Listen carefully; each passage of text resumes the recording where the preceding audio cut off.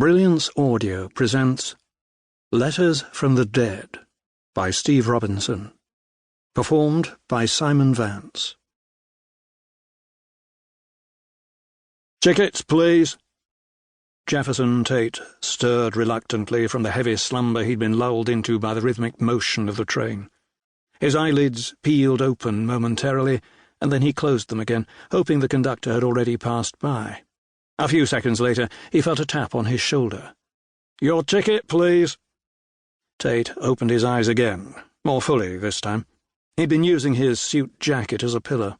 He yawned as he unrolled it and fished inside the pockets for his ticket. As he did so, he glanced out of the window and noted that the sunlit countryside that had been there when he'd last looked was now replaced by industry and housing. It had also started to rain. "April showers," he said to the conductor, handing him his ticket. "Where are we?" "Northumberland. We've just left Berwick-upon-Tweed." Tayte sat up. "Thanks," he said, taking back his ticket. He checked his watch. It was almost 1:30 in the afternoon. Having left London at 10 that morning, he quickly calculated that his remaining journey time was still around 2.5 hours, assuming a smooth changeover at Edinburgh for his onward journey to Perth, where he'd been told a car and chauffeur would be waiting for him. It might have been quicker to fly, but whenever he had an alternative, he preferred to take it, on account of the stress he knew his phobia of flying would cause him. Tayte put his ticket away again. As he did so, he felt the letters that had necessitated his trip to Scotland. He took them out, pinched the sleep from his eyes, and glanced over them again. One had been written by his client, Damien Sinclair, who had contacted him after seeing one of the advertisements Tayte had placed, as soon as he'd felt settled enough in his new environment to start rebuilding his career. Sinclair's letter described a tantalizing genealogical brick wall that was all but impossible for a man in Tayte's profession to ignore.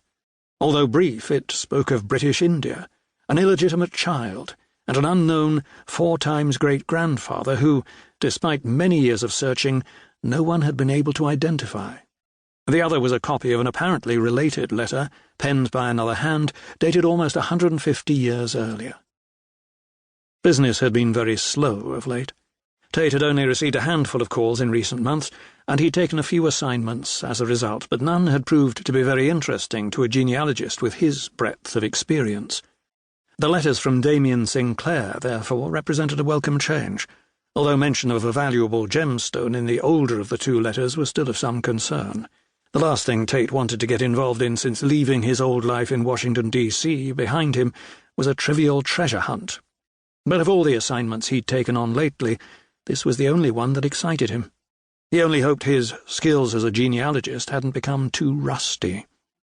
He closed his eyes again and recalled his initial meeting with Sinclair, the man he was now travelling to see at his family home near Cymru in Scotland's southern Highlands. Sinclair was a stockbroker, and because he largely conducted his business affairs in London, he'd asked Tayte to meet him at the East India Club on St. James's Square, where he was a member. Tayte pictured the lounge bar he'd been taken to by a smartly dressed member of staff wearing black and gold livery. The room was plushly decorated, with the high ceilings that were typical of the Regency style.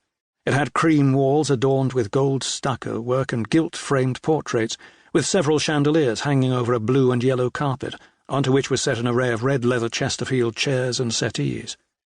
There had been several other people in the lounge when Tayte entered, largely sitting in pairs, with one or two noses buried in the morning newspapers.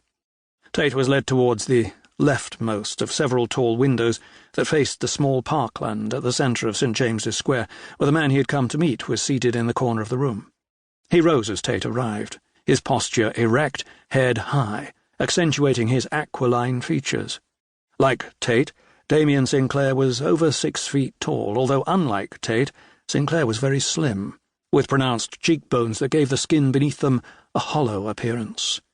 Tayte's initial assessment of the man was that he'd recently been unwell, or that he simply wasn't getting enough calories in his daily diet. Sinclair extended a bony hand. "Mr. Tayte, I presume?" They shook hands, and Tayte nodded, returning his smile. He thought Sinclair a particularly well-spoken man, who perhaps made it a point of pride to pronounce every letter of the words he spoke in a soft Scots accent.